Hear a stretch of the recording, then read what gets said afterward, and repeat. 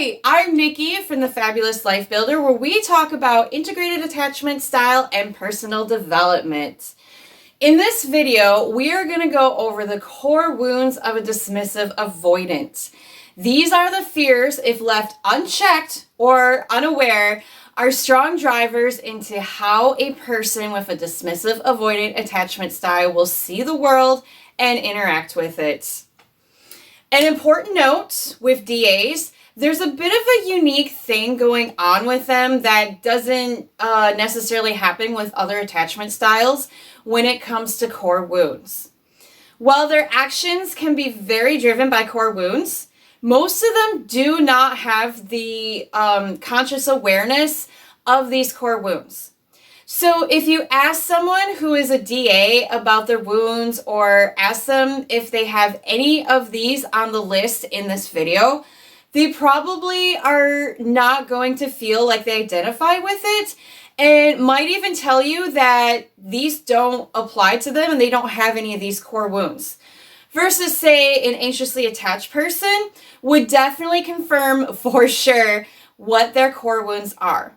DAs are very good at repressing their emotions and feelings as a coping mechanism, so they can severely lack the self-awareness of things like their core wounds. They also can build positive associations to their coping mechanisms and not see those things as a problem, such as because that's what has kept them feeling safe and away from conflict. So let's say a DA has a fear of being abandoned. They will always avoid people in general and have a positive association of being alone and not bonding with people. So they don't see that coping mechanism as a negative. This is what also makes dismissive avoidance very less likely to do the work on becoming secure compared to other insecure attachment styles. So the first thing is rather big with most DAs, and that is the I'm defective wound. Often it is expressed as something is wrong with me. Many times they do have this underlying feeling that something is really off, but they don't really know what it is and can be very sensitive to criticism because they take it to heart, that meaning that they are defective. This can also be considered a shame wound. They often think they don't act or know how to act as someone should when it comes to people, so they feel a great amount of shame when they do something wrong, or it leans back into the belief that they are defective and something is wrong with them. They are afraid that if they do open up and let someone into the world, the other person will eventually see how defective they are, which leads them to hide themselves away and live in a type of shame where they don't want to be seen by others. The next big core wound is I am unsafe. DAs are really big into harmony, feeling safe, and avoiding conflict. They can go great lengths to avoid things that make them feel a bit unsafe. Conflict, for example, is something they never learn to deal with, so it makes them feel unsafe and they will avoid it altogether. That could also possibly tie into the I'm defective wound as well, because of not knowing how to deal with it. They will often be in a low level irritation or fight or flight mode all the time because people around them, they just don't know how to bond with those people. And they don't know how to deal with boundaries right. They don't know how to deal with conflict, don't know how to deal with emotions. They really don't know how to properly bond with these others around them. This can lead to them not being able to fully trust people around them. Many DAs are known to hoard resources and will do things such as not wanting to share their food, money, or other objects because they don't feel safe that there is enough resources to go around, and they have to solely meet their own needs because other people, they can't trust them to meet the needs for them. And while they most likely are not thinking consciously that they feel unsafe, they will feel that constant form of irritation, which makes them want to go and be alone away from people where they do feel safer.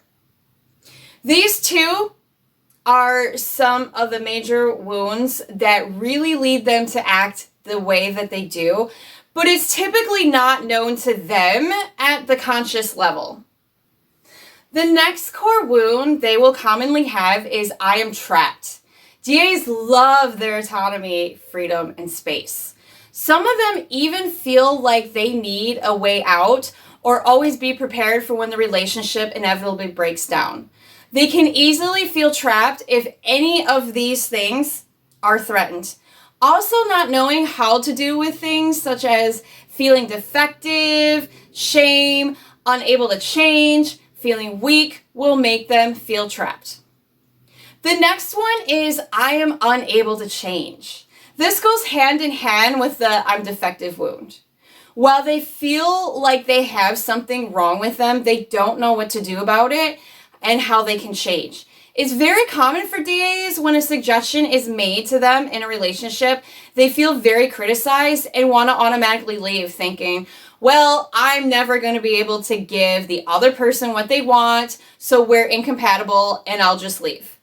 They don't know how and therefore feel unable to change. I am weak when I'm vulnerable is the next core wound. DAs have been emotionally neglected by their caregivers growing up, so they had no modeling on how to open up and be vulnerable. They had to learn that their needs and their emotions don't matter, and they have to take care of their own needs on their own.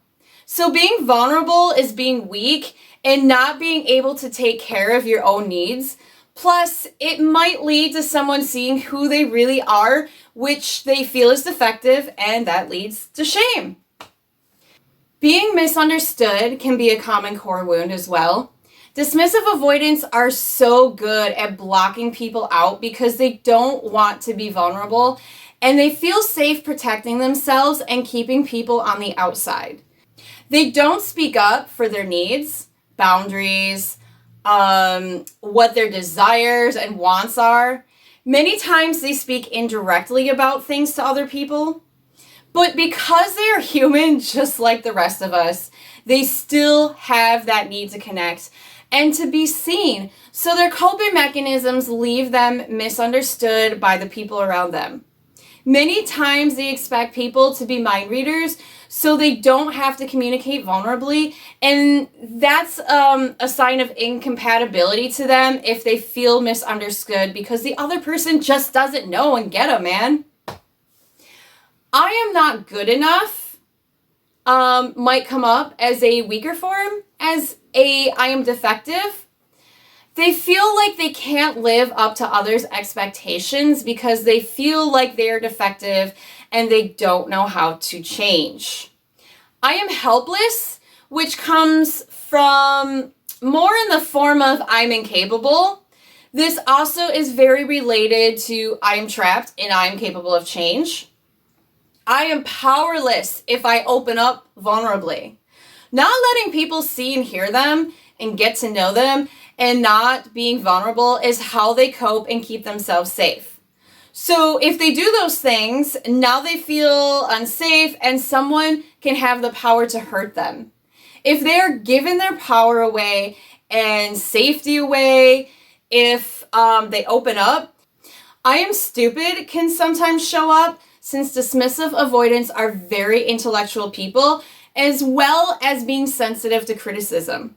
So not knowing how to deal with something or how to do something, making a mistake or being corrected can make them think it's a bigger deal internally than it probably really is to everybody else around them. Often they can be very harsh on themselves over these things. So these are the core wounds of a dismissive avoidant and what is behind many of their actions and views of life. If you are a DA or can relate to these core wounds, you don't have to live with these core wounds forever. And it is possible to program your brain and subconscious to heal from these wounds so they don't rule your life. If you would like to start your healing, you can always message me on Instagram to talk about one-on-one coaching with moi, and I would love to help you out. If you found this video helpful, please like and subscribe.